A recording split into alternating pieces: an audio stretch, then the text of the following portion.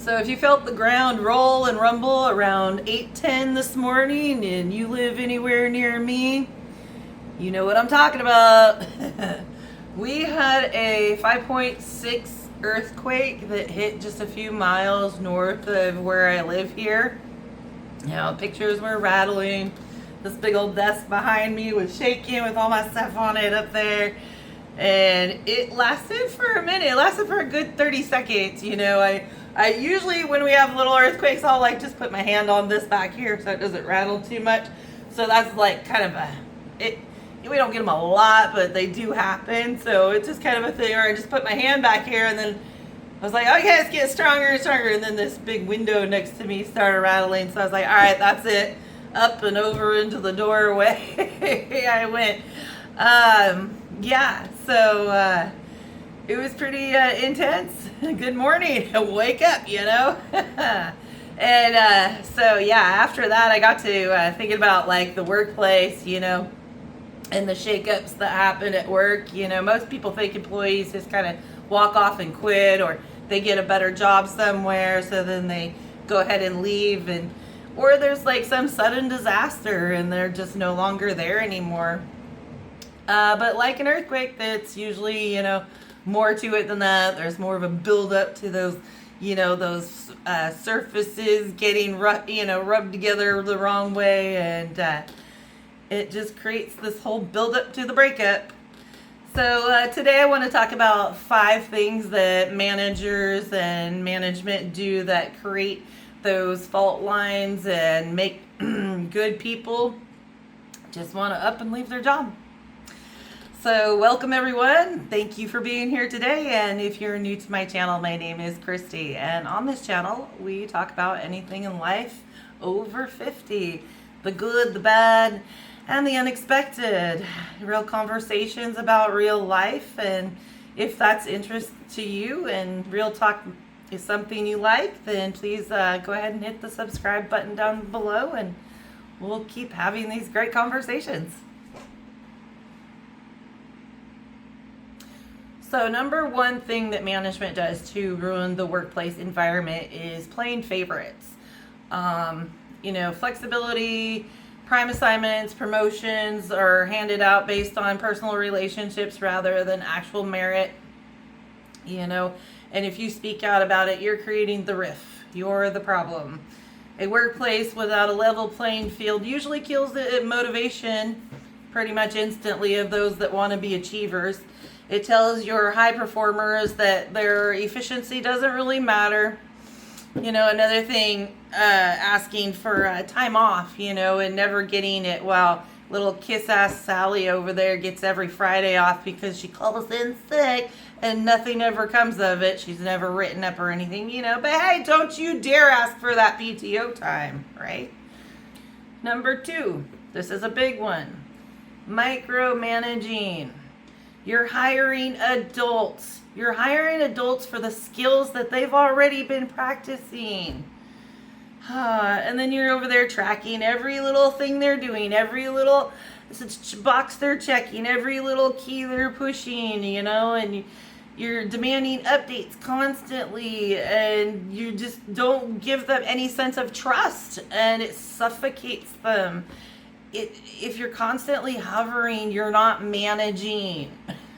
You're causing just more chaos and more insufficiency. You know, please, managers, take a class. Learn how to trust the people you have hired to do the job that they've been hired to do. Yes, if they screw up, then step in, but let them make a mistake first. Don't stand over them constantly. Nobody likes that. Okay, number 3, public reprimand. This one will burn my respect for you 100% instantly. Calling out a team member, correcting them in front of peers. Oh gosh, that's not strong leadership, guys. No, it's just humiliating for you because it just makes you show what kind of management you are. Weak. True professionals handle things differently. They use course correction. They go into privacy. They preserve dignity and respect for those that are working. This isn't like romper room. You don't just, call them out and put them in the corner when they're bad. That's not how life works. It come to find out, this last job I had, I made a mistake on something, and I might have already told you guys about this, but I had made a mistake. I'm not perfect. I'm not a robot, thank God. And people do make mistakes, but I made a mistake, and I didn't know I made a mistake. And of course, or I wouldn't have made it. But it seemed like I felt like this weird tension going on, and it had been going on for quite a while, like well over a week. It was just very odd.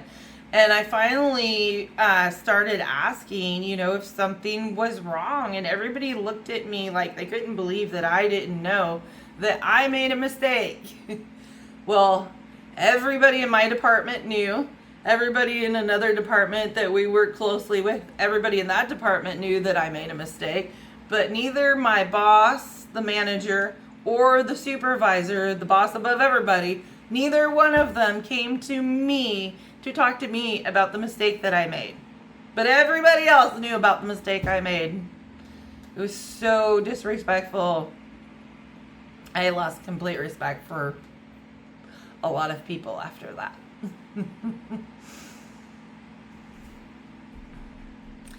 So number 4, leaving expectations unclear. I call this the setup to fail.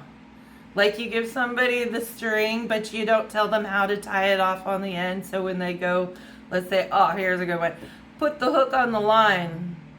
They should give you the hook and they give you the line, but they don't show you the right way to tie it on there. So once you get the fish, you're probably going to lose it because that hook's going to slide right off. You ever have that happen? We only get 95% of the whole thing. So then in the end, there's that one thing you missed, like 6 steps back from the end, that you're going to have to go back through and correct everything now. The setup to fail.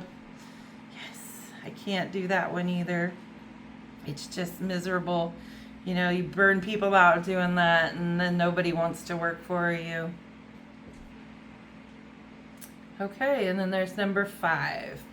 When employees bring up issues or safety concerns or some sort of broken system, and they bring this up to management and they get met with a silence, they realize their voice doesn't matter, nobody cares. If leadership won't fix the friction, the team will eventually just, nobody cares, so they'll just get ignored over and over. I worked for a company, and I'd been paying their storage unit bill. And I happened to notice one day that we had all these empty storage containers on our property, storage containers that we owned. I thought, well, why are we paying for storage units when we have empty containers here? And so I decided to inquire what was in these storage units that we were paying all this money for at a facility in town, when we had empty storage containers right outside on the property. So when I asked the question, I was met with a surprise. They'd let me know that, those storage units have been empty for, months, maybe even over a year. I said, well, you're still paying for them, and we have plenty of storage containers here that we own that are empty. There's only, out of 5 of them, I think only one of them was partially full. And those storage containers are huge. I'm thinking these 4 storage units you have will easily fit into 1 or 2 of these containers, easily. That still leaves plenty of room if someone else in another department has storage, right? So, of course, they were like, yeah, well, we've talked about it with people before, and nobody seems to want to do anything, so we just keep paying the bill. Really? Wow, okay. So, how about you close out that account and just give me the extra $600 you're throwing away every month, and I'll put it in my pocket, and we'll just call it good. Because that's asinine. That's just ridiculous. Who does that? It just makes me so irked. So anyway, guys, yeah. So just like, managing a business, keeping a building structurally sound, leadership requires a good foundation. They require training. They require a sense of understanding of people in ways, that maybe, they didn't learn in school, or haven't learned by being out in social society. I don't know. But you don't let these 5 faults, just quietly destroy your team and interrupt in the big earthquake that it could. Because it's no fun when you watch everybody just kind of crumble around you. And then you don't want to work there anymore. Nobody does. Because the whole environment and atmosphere has been ruined by poor management. So, anyway, guys, I really am having a great time being here on YouTube with y'all. This has been quite the experience of learning how to do everything here, and I'm really enjoying it. If you've ever thought about doing YouTube, or you've started YouTube but you're not sure kind of what you're doing or what else you can be doing, I have a great coach under Common Sense Method through Skool, SKOOL. Again, it's Common Sense Methods, and that's with Kevin and his wife Michelle. They offer all kinds of training options, lots and lots of videos that you can go to and watch for all kinds of information. They do live group sessions. They also do one-on-one sessions. So if you guys are interested, I'm going to leave a link in the description box down below, and you guys can click that and check it out. So, all right. Well, that's all I have for you guys today. Hopefully we don't shake off into the ocean, because I'm not ready for that beachfront property just yet. Because I have a feeling we'll be kind of like Gilligan's Island out there floating around if that happens. No electricity and, no way home, wearing coconuts. But anyway, guys, have a great one. We'll see you in the next video.